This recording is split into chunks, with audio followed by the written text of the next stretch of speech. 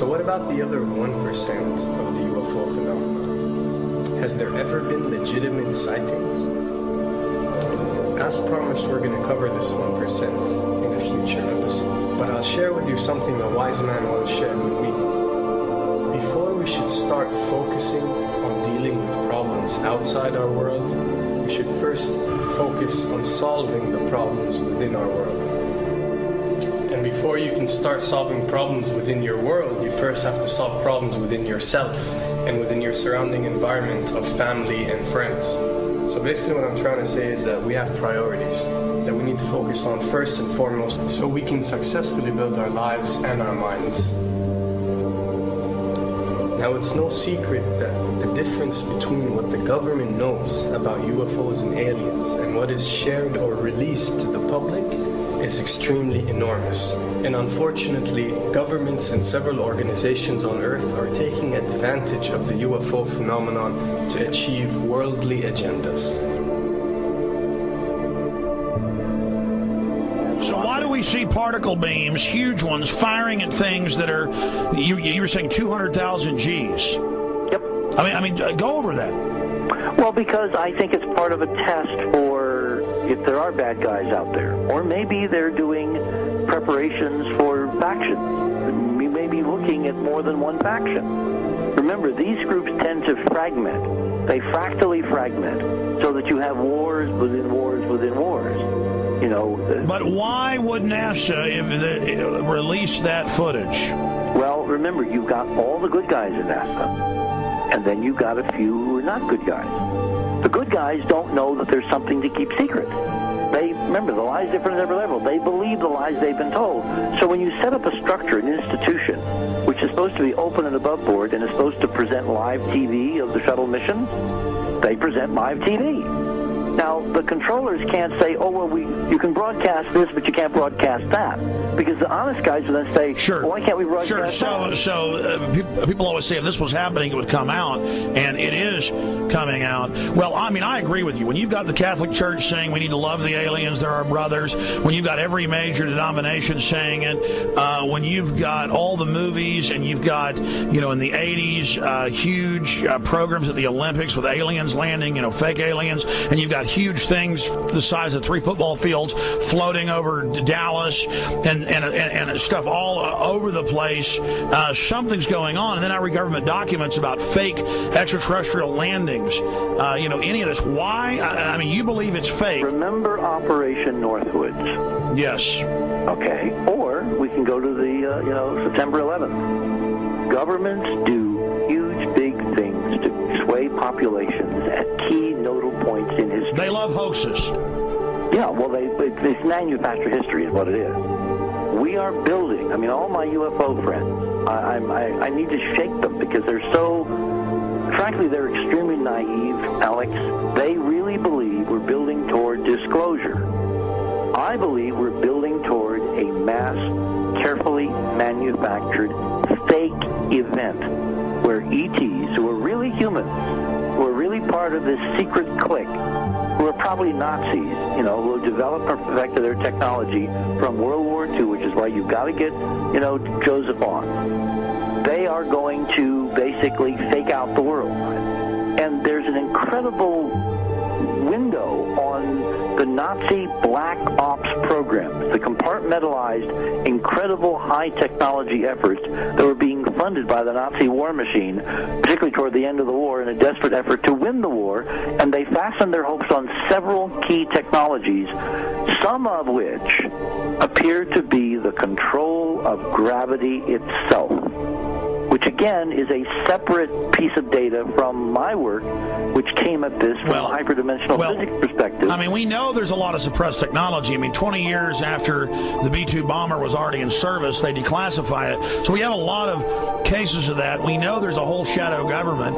This is technology in physics, Alex, that would make anything you think you know like a candle flame compared to a hydrogen bomb. This is a physics that literally allows you to rearrange time.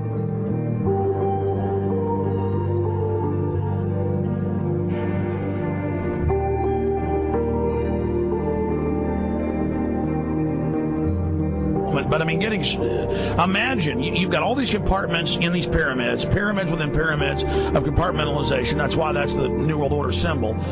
And we don't know what they've got because they are so secret. We know they lie so much. We just know it's advanced. Mainline scientists say they're 30 years advanced. So Richard C. Hoagland, what I'm saying to you is, I'm entertaining what you're saying. I respect you. I think you're a great guy. My only issue is, like you said, dealing with what we know they could be up to. The fact, Alex, we have done experiments. We have our own data. We have experiments now from the Soviet Union. 30, 40 years when the Iron Curtain came down, when Glasnost finally prevailed, a huge amount of stuff was declassified from the KGB as well. And we now have put this data together. We not only know what the physics is, we know what it can do, we know what it's based on, we know how to make it work. We've seen in our own experiments ample evidence. We've seen experiments across the American landscape and even in Europe that vindicate various parts of this.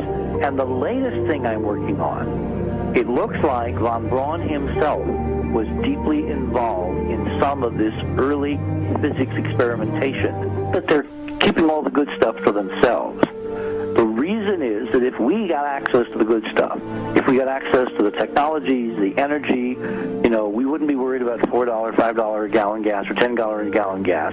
We would live like people are supposed to live, all 6 billion of us who could live lightly on the earth, Alex, with this technology. And live longer. Absolutely, and better, and you could live to 200-300 and have the virility of your 20s and 30s. There's extraordinary medical breakthroughs, there's extraordinary physics breakthroughs, technology breakthroughs, energy. It's all been kept away.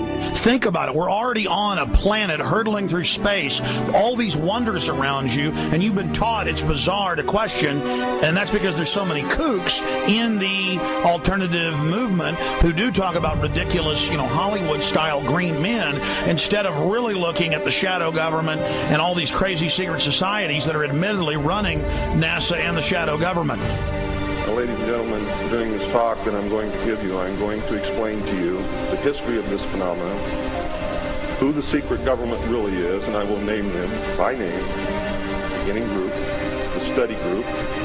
I will tell you who they are today. I'm going to tell you what this is all about. I'm going to tell you who's selling drugs to your children, and I'm going to tell you why the United States government is afraid for you to find out what the truth is regarding UFOs.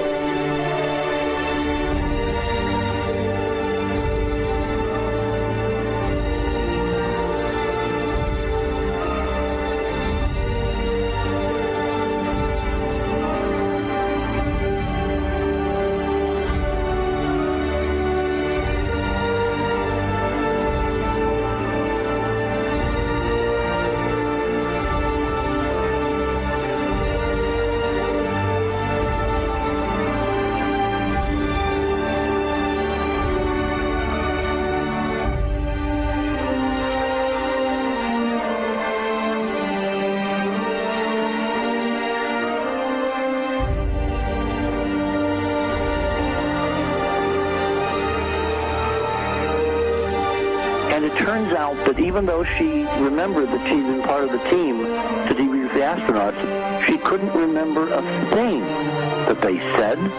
She couldn't remember why she no longer was working with NASA. She couldn't remember. In other words, her memory lapses were enormous, and I don't think they were feigned, because we now found the same pattern in all the flight crews. Because the awful truth, Alex, is they have been brainwashed. They have been mind controlled. They have had a technology, a very sophisticated technology, which took away the real missions that they experienced.